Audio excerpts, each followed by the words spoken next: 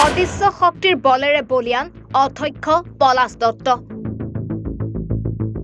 পলাশ দত্তৰ দুৰ্নীতিৰ তদন্ত নকৰে কিয় শিক্ষা বিভাগে? মিছামৰা উচ্চতৰ মাধ্যমিকৰ দুৰ্নীতিৰ তদন্ত হ'বনে? গোলাঘাট জিলাৰ দেৰগাঁৱৰ ঐতিহ্যমণ্ডিত মিছামৰা উচ্চতৰ মাধ্যমিক বিদ্যালয়ত সংঘটিত দুৰ্নীতিৰ তদন্ত নকৰাৰ ৰহস্য কি? শিক্ষা বিভাগে দুৰ্নীতিৰ তদন্ত ঘোষণা নকৰে কিয়? কেতিয়া তদন্ত কৰিব শিক্ষা বিভাগে?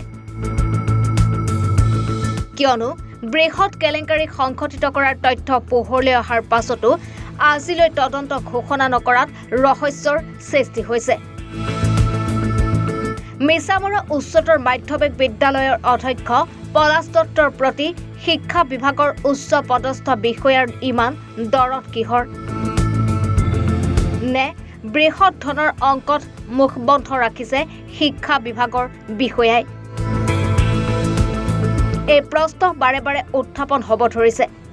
গোলাঘাট জিলাৰ দেৰগাঁৱৰ মিছামৰা উচ্চতৰ মাধ্যমিক বিদ্যালয়ৰ পলাশ দত্তই বৃহৎ কেলেংকাৰী সংঘটিত কৰাৰ অভিযোগ উত্থাপন হৈছিল। পলাশ দত্তৰ ছত্ৰছায়াতে বিদ্যালয়ৰ আন্তঃগাঁথনিৰ ধন আত্মসাৎ কৰাৰ অভিযোগ উত্থাপন হৈছিল।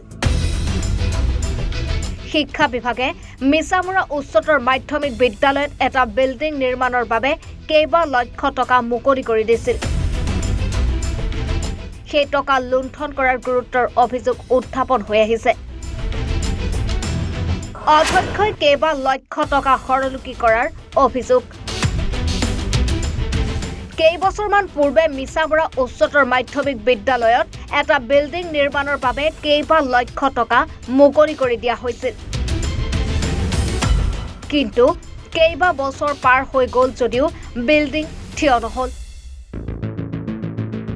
কেইটামান পকী খুঁটা মাটি ফুটি ওলাইছিল। মাটিৰ পৰা কেই ইঞ্চিমান ওলোৱা খুঁটাকেইটাৰ বাহিৰে আন একো চিন-চাপ নাই। পকী খুঁটাকেইটাৰ পৰা ওলাই থকা ৰড কেইডালো কাটি আনি অন্য কামত ব্যৱহাৰ কৰিছে অধ্যক্ষই। বিল্ডিঙত শ্ৰেণীকোঠা, অডিটৰিয়াম আদি সংলগ্ন কৰাৰ কথা আছিল। কিন্তু অধ্যক্ষই কেইবা লক্ষ টকা হৰলুকি কৰাৰ অভিযোগ উত্থাপন হৈ আহিছে।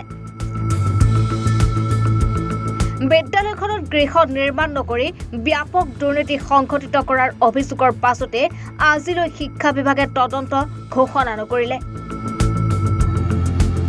বিগত কেইবাটাও বছৰ ধৰি ওলাই আছে পকী খুঁটা। মিছামৰা উচ্চতৰ মাধ্যমিক বিদ্যালয়ত ছাত্ৰ-ছাত্ৰীৰ নামভৰ্তিৰ সংখ্যা বৃদ্ধি পোৱাত শিক্ষা বিভাগে অট্টালিকা নিৰ্মাণৰ সিদ্ধান্ত লৈছিল। সেই টকাৰে অট্টালিকাটো নিৰ্মাণৰ বাবে কেইবাটাও গাঁত খান্দি খুঁটা বহুৱাৰ কাম আৰম্ভ কৰিছিল।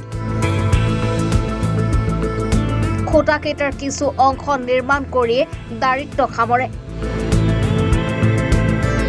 বিগত কেইবাটাও বছৰ ধৰি খুঁটাকেইটা ওলাই আছে। এতিয়া প্ৰশ্ন হৈছে, পৰিকল্পনা অবিহনে অধ্যক্ষৰ ইচ্ছামতেই সকলো কৰা হয় বিদ্যালয়খনত। চৰকাৰে টকা আবণ্টন দিয়াৰ পাছতো অট্টালিকাৰ নিৰ্মাণ সম্পূৰ্ণ নহ'ল কিয়? নে অধ্যক্ষই সমগ্ৰ টকা গোগাখে গিৰিলে? এই কথা পোহৰলৈ আনিবলৈ হ'লে শিক্ষা বিভাগে কৰিব লাগিব তদন্ত। এতিয়া লাখটকীয়া প্ৰশ্ন এটাই, শিক্ষা বিভাগে তদন্ত ঘোষণা কৰিবলৈ সাহস কৰিবনে? এখন কি স্কুল? এখন মিছামৰা উচ্চতৰ মাধ্যমিক বিদ্যালয়। ইয়াতে কেইটামান খুঁটা আছে, খুঁটাকেইটা আছে, ঘৰটো নাই। দেখা পাইছোঁ খুঁটাকেইটা আজি কেইবছৰমান ইয়াত, কিন্তু কি বনাইছে সেইটোও নাজানো আমি। অৱশ্যে আমি কমিটিটো নাই, এনেকুৱা আমি ওচৰৰ অহা যোৱা কৰোঁতে দেখোঁ, কিন্তু কি বনাইছে ইয়াত সেইটো আমি নাজানিম। কিন্তু খুঁটাকেইটা বনোৱা আজি 2-3 বছৰমান হ'ল পায় দেই। আপোনাৰ কি আৰু ইয়াত কমিটিয়েহে ভালকৈ জানিব কি বনাইছে। গতিকে আমি দেখি থকাহে। কিমান দিন হ'ল খুঁটাকেইটা পৰি থকা? প্ৰায় 2 বছৰমানেই হৈছে নেকি।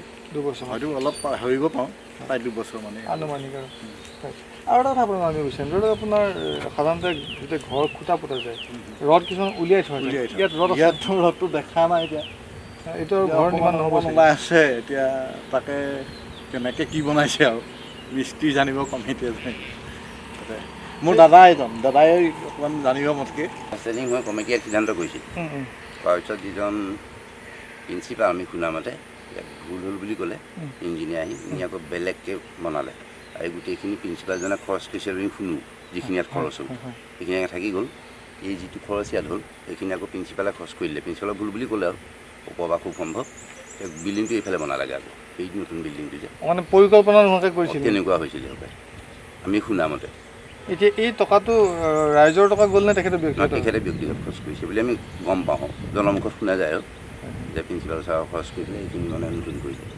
তেনেকৈ কৰিলে আৰু বিল্ডিংটো সম্পূৰ্ণ হ'লগৈ এই প্ৰিন্সিপাল ৰুমৰ কাষৰ বিল্ডিংটো কোন আছে তেখেত নামটো মনত আছে কোন আছিলে নামটো প্ৰিন্সিপালৰ নামটো মনত নাই ইয়াৰ মানে এক্টেংগুল নহয় যে হয়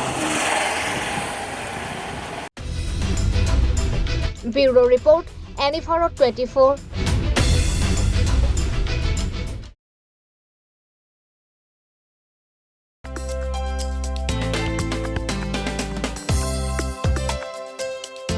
আপোনাৰ ঘৰখন আৰু অফিচ চালে চকুৰোৱাকৈ সজাওক আজি আহক সকলো ধৰণৰ অত্যাধুনিক ফাৰ্নিচাৰৰ বাবে চিটি ফাৰ্নিচাৰ 6 মাইল গুৱাহাটী আমাৰ ঠিকনা 6 মাইল পাঞ্জাবাৰী ৰোড পুৰবিদাৰীৰ সন্মুখত গুৱাহাটী আমাৰ যোগাযোগ নম্বৰ 9435013969